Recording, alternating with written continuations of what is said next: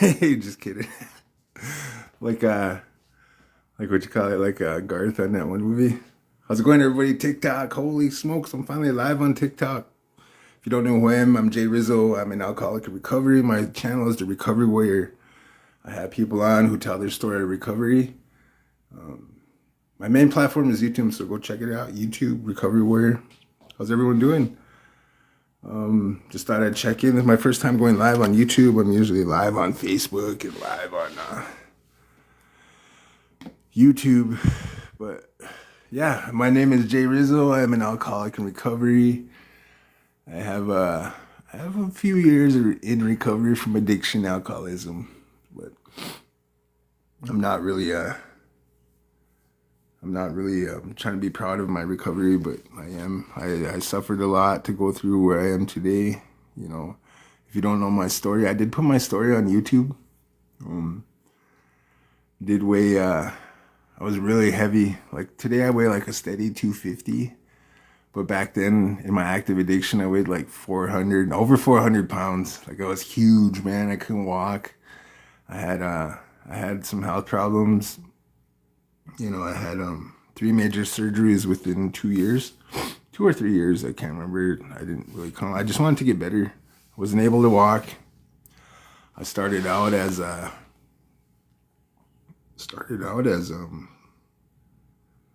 don't know. I wasn't really disabled, but I was still walking.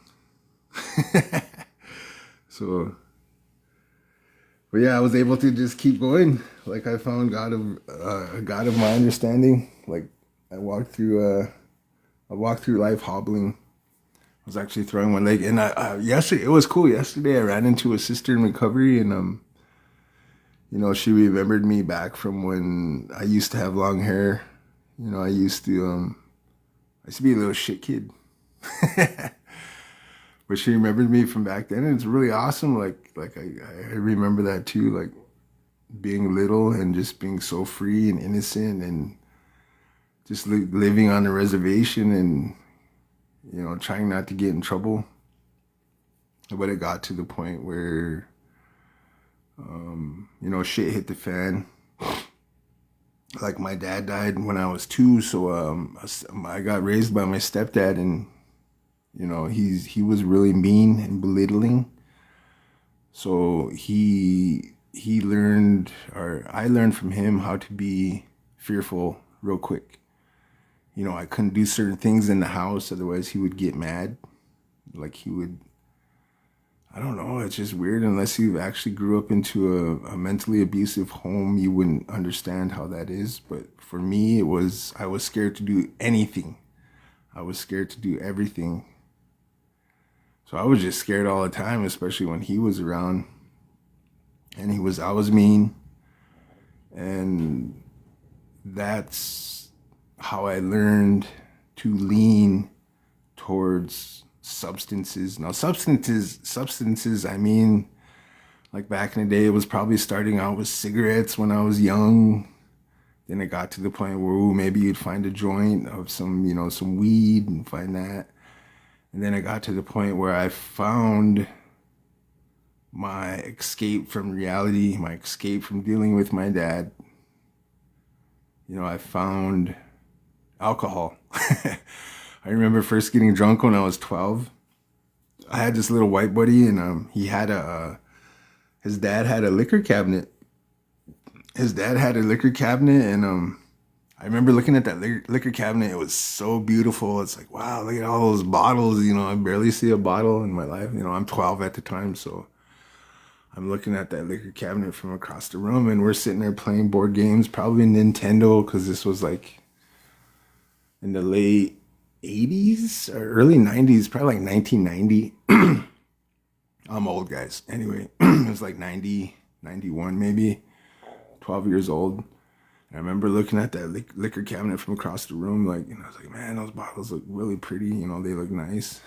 I don't know. I just looking at them, and so I told him, I said, hey man, let's go upstairs and grab a cup and see what all this hoopla is about. You know, why do people drink alcohol? So we went upstairs. I grabbed a cup. I grabbed I remember it was a big plastic clear cup. And we went down to that liquor cabinet, and We start pouring all these alcohol drinks in there. We start pouring, mix, we're making a big ugly mix. And I remember just seeing it was just thick. It had like triple sec and schnapps and vodka and brandy. It had like whatever we could fit in that cup, like it was like 10 or 12 drinks. And anyway, I remember taking my first sip and it was like really gross. And I'm like, what the frick is this, man? It tastes like goddamn cough medicine or something. But I swear, like, I remember probably 2 or 3 drinks, I started feeling warm and fuzzy inside. I started feeling this weirdness, and I was probably getting buzzed up, and I felt badass. I felt free. That's the only word I could subscribe or describe myself is I felt free. I didn't have to worry about my dad getting mad at me or, the life I live. God took my dad when I was young, because I blamed God real quick for taking my dad, oh, God, you took my dad. Now I have to live alone. But that was the first time I ever felt, I believe it was like almost like a spiritual experience. It was really spiritual because it changed my perspective of life. It changed my reality. And I loved it. I loved getting mind altered from that point on. I chased it. I didn't know at the time, at 12 years old, I turned into an addict. I turned into an alcoholic. I loved getting mind altered, and I loved just escaping reality. So I remember going from 12 to like maybe 14. I tried to get drunk. I tried to hang out with the winos on the street and, hey, give me a drink of that. I want to be cool too, But, yeah, 12 to 14, I was just being a little shit kid and just drinking and trying to smoke weed. Back then we had swag weed with the seeds and the stems. And I started getting in trouble when I was 14. Like I started breaking in cars. I started getting into fights, lost some teeth in fights. Got, just living the reservation life as a little res kid in North Dakota.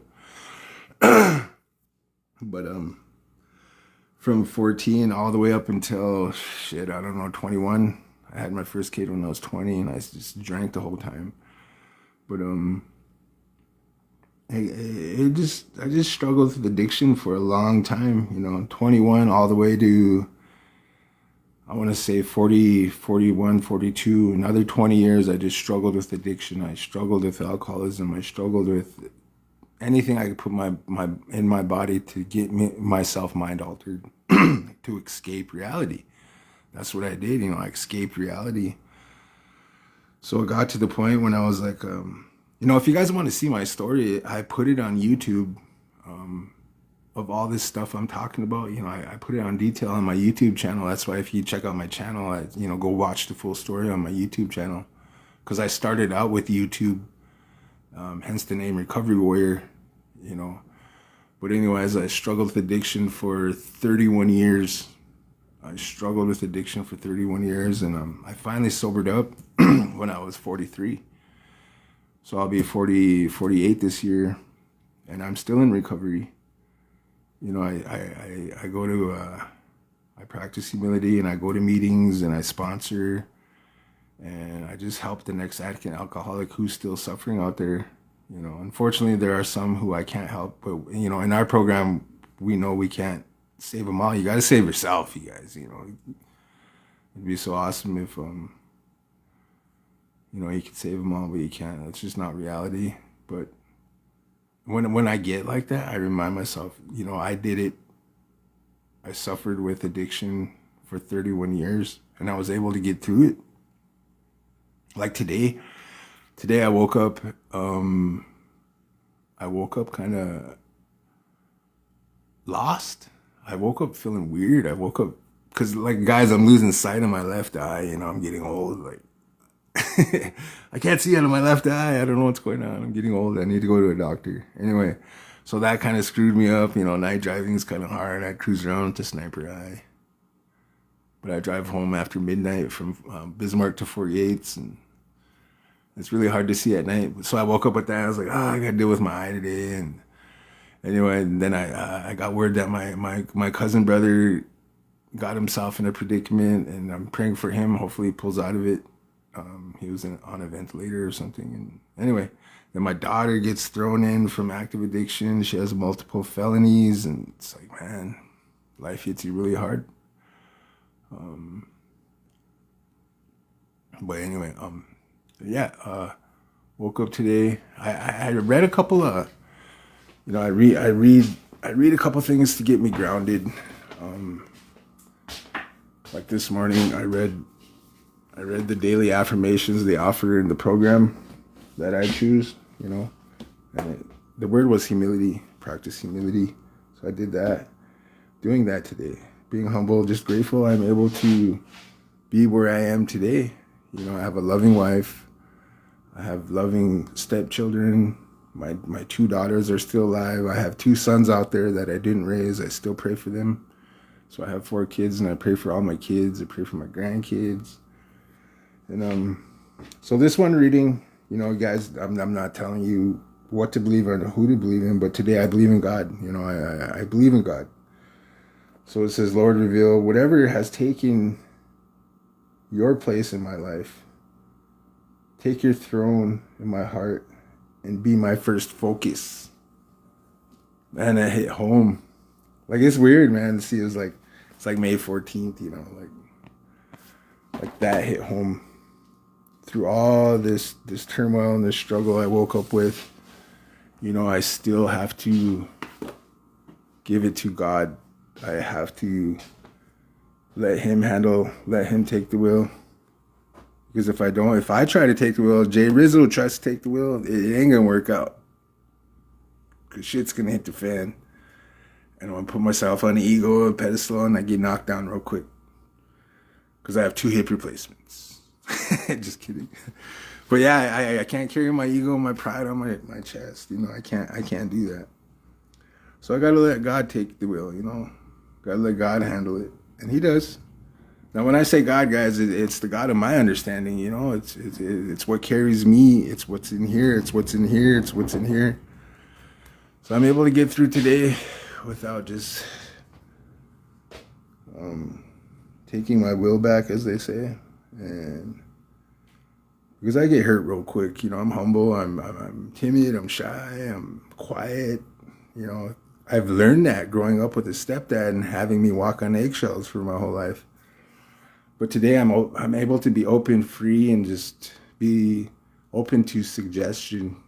I think it's pretty cool, especially when I went to treatment. I put myself in treatment, and then from there I went to sober living, and I learned how to live a different lifestyle. I learned how to, I learned how to just kind of not really live free, because I'm still not free. I have to give it to God of my understanding. The program I choose, we say the 3rd step prayer, and it's God, I offer myself to thee, to do with me as thou wilt. And I have to remain a vessel, and I have to just continue passing this message of hope the best I can, hence the name Recovery Warrior. Those on my channel, my YouTube channel, we're all warriors in recovery, because we fight this battle every day. We fight this battle of trying to maintain sobriety every day. Don't get me wrong. Some days are better than the others. Some days are worse than the other. But I just look at the life like, man, it's just a wonderful life I live today, being in recovery. But if you haven't checked out my YouTube channel, go check it out. I think it's pretty cool. If you're in the Bismarck, Fort Yates area, hit me up, and maybe you could be on my channel too. We can line something up. We could line it up. Today I live in Fort Yates with my wife. She was raised down here, and I'm from Newtown, North Dakota. I'm Hidatsa. My dad's from Lame Deer, or Busby, Montana, so he's Northern Cheyenne. So I'm Hidatsa, Northern Cheyenne, and I think my grandma's a Assiniboine Sioux from Fort Cape area. So I'm kind of like a res dog. I got like 18 bloods in me. Just kidding. Res dog. Nah, just kidding. But Yeah, I'm kind of a mixed Indian, so I'm not really a full blood. I don't know if there's any full bloods. Maybe there is. I remember watching this movie about that one. His name was Ishi. He was a tribe. He was one of the last of the. I don't know. It's a good movie. It was Graham Greene. Kind of made me cry at the end after he passed away. He died from tuberculosis. The way they treated him too was like, I don't know if that movie what that movie was called, but it was Graham Greene when he was younger, and he was the last of his tribe. But he passed away, and that's sad. But yeah, guys. So if you're on the fence, you don't know what to do, reach out. Google recovery in your area. Recovery addiction services, and reach out. There is help out there. Today I just try to practice humility and go to meetings and listen. I love seeing those newcomers who come in there and they're not really sure of what they're doing in there or why they're even there. I could see it on their face. But that's where us with Time on Door about we help them. I know I help them. I don't so much as zero in on them, but I sit there and I talk to them. Especially when I share and it comes around to me, it's like I try to talk to them. I don't talk about myself. I'm not egotistical. I try not to be. I just speak from experience. Because what is it? May, November, December, January, February, March, April. Hey, holy shit. I'll have 4.5 years of sobriety coming up here on the 18th. Wow. Doesn't even feel like it, because every day is like Groundhog Day for me. I start over every day. I start over in recovery. Me being an addict, alcoholic in recovery, I don't know if I'm going to fall off that day. It's real easy. I miss it. I miss using substances. I miss that freeing feeling that alcohol gave me, but I can't put that substance in my body. I can't. I turn into a Dr. Jekyll and Mr. Hyde, especially when I get buzzed up. I can't stop. There's no stopping me, man. Then I'm homeless. I'm sleeping in a car again, starting it to keep warm, trying to avoid carbon monoxide poisoning in a garage. That was me. That was the end of my story. That's exactly what happened. Sleeping in a car in a garage. It was November. It was cold up here in North Dakota. It gets really cold.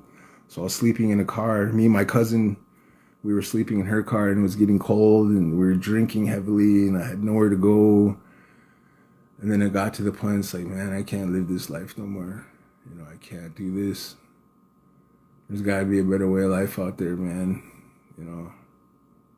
So I reached out. I used the internet, and I Googled help. Where can I get help?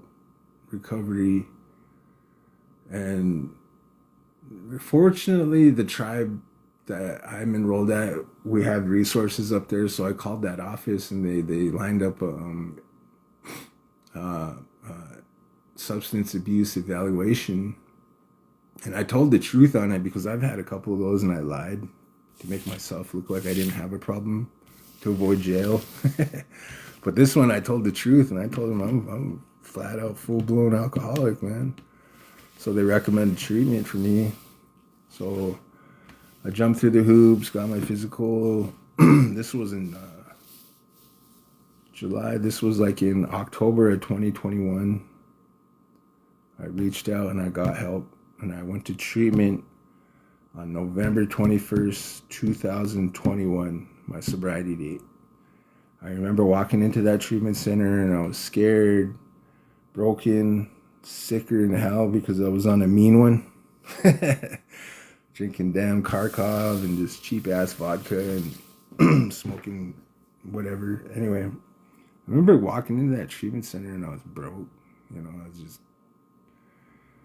I was big. I was 409 pounds. I was using a cane, and I was just sicker than hell, and I couldn't do it. I just remember walking in that treatment center, and I was looking around, and I seen these people, and there was people alive and just happy. Hey, how's it going? And I'm like, yeah, whatever, man. Leave me alone. I'm sick, And where can I go lay down? I was just broken, and so I sat there, and I seen residents coming and going. Some were leaving, they're all happy, they were healed, and just, yeah, life is so wonderful. And then here I am, just day one in recovery, just ugly and gray, and just, bleh. But it got to the point where I started feeling better, like day 2, day 3. The alcoholism, the alcohol, the physical alcohol was actually leaving my body. I started eating, I started drinking water, and it got to the point where I started feeling better physically. I still wasn't good mentally, but physically I was good. So I actually I went to a meeting like my third day in there, or was it 2 days? Anyway, I went to an AA meeting in there, and I remember seeing these three individuals that came from the outside. There was an open meeting. They call it open meeting, so it wasn't just us treatment center guys. There was three people that actually showed up that came from Bismarck. Now this was on Prairie Recovery Center. Shout out to Prairie Recovery Center in North Dakota. That's the treatment center I went to. But there was these three individuals that came, and there was one female. We sat in a big circle, and it came down. It came to her, and she was so alive. Like she was almost like shouting when she's like, "Hello, my name is Baba, and I just love my life today, and I just want," And I'm like, "Wow, I want that life. I want to be that happy." And I remember sitting across from the room from her, and I was like, "Wow, that's where I want to be, man. I want that life right there. I want to be happy like that." And she is a part of my story today. Like I still interact with her. I run into her in Bismarck. I call her my sister right now. She's my sister in recovery. And I told her too, I said, "Man, you're part of my story." And she's like, "What do you mean?" I said, "Remember that day? I don't know if you remember, but you came to that meeting out at Prairie Recovery Center, and it came your time to share, and you were just so happy, free, and just alive. You could just see the light emanating off her, just." So I was like, man, like I wanted that life. So from that point on, she kind of sparked sparked that seed of hope, as they call it, and I just continued to just try to be better than yesterday. So long story short, I finished treatment. I went to sober living, and in sober living, I learned the program recovery. I found a sponsor, and I utilized that sponsor. I went to him for everything, but he straight up told me right off the bat, like, I'm not ATM. I forgot what he said. "I'm not ATM. I'm not your best friend. I'm not your friend. I'm here to sponsor you, and that's what I'm gonna do. I'm your sponsor." So I still remember that. And when I sponsor guys too, I tell them that right off the bat. "I'm not your ATM. I might give you a ride every once in a while, but I'm not your best friend. I'm not your bro. That might come on. That might come down the line." So how my sponsor me, that's how my sponsor sponsored me. That's how I sponsor my guys today, and it seems to work.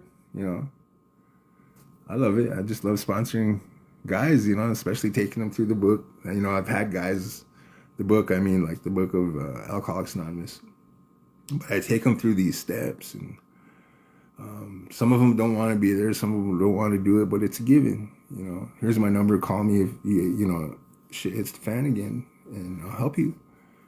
But yeah, today I sponsor guys. I worked at Prairie. I actually worked at Prairie Recovery Center for a year. Then from there, I went to in January 2026. I got invited over to work at a wonderful facility in Bismarck, North Dakota, associated with the sober living I went to. The MHA sober living program. They run a behavioral health supportive housing now, and that's where I work. I help people in behavioral health. It's awesome. It's like I'm like a big brother to a couple of them. I help them because they need help along the way, not only with their mentality, but with recovery. I take them to meetings, and, I just kind of lead by example, but I'm not sitting there trying to shove this program down their throat, because most people don't want to hear. I know I didn't want to hear that, "Shut the hell up," day one, I feel good, and, I want to go drink again, but like I said, day 2, day 3, I started feeling better, and I was like, man, there's got to be a better way of life. So, here I am, 4 years and 5+ months in recovery, and I'm still doing it, So yeah, guys, this is my first time going live on TikTok. I don't know what the heck all this hoopla is about TikTok. There's things going across my screen, and I don't know what the heck they do, and I'll get used to it. I'm used to going live on YouTube and Facebook. Check me out on YouTube, same format, Recovery-Warrior. But after I jump off here, I'll see what all this stuff is on TikTok. But I really don't know what all these things are going across my screen. But yeah, I'm gonna get ready for the day, guys. I'm gonna drink my last cup of coffee. My wife's gonna be home for lunch soon, and thank you guys for watching. You know, I'm Jay Rizzo, the Alcoholic in Recovery. This is the Recovery Warrior TikTok page. Go check me out on YouTube, same format, Recovery-Warrior. We are Warriors in Recovery. Go subscribe to my YouTube channel, guys. You know, and with that, I will pass. Thank you guys for watching. Bye.